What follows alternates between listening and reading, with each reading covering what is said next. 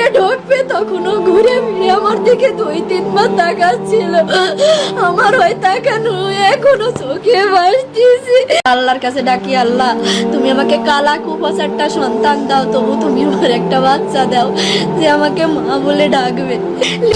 যখন আমার রাইসা আমার গর্ভে আসে আমার জীবনটাই বদলে যায়। আমার রাইসা যখন জন্ম নেয় তখন ওর আব্বু ব্যবসা শুরু করে। আজ ওর বাবা ব্যবসায়ী, প্রতিষ্ঠিত ব্যবসায়ী, কিন্তু আমার পাখি নাই। আমার লক্ষ্মী মেয়ে বুড়োই গেছে। আমার লক্ষ্মী রে তো আমি বলবো না, আমার ওইটুকু লক্ষ্মী।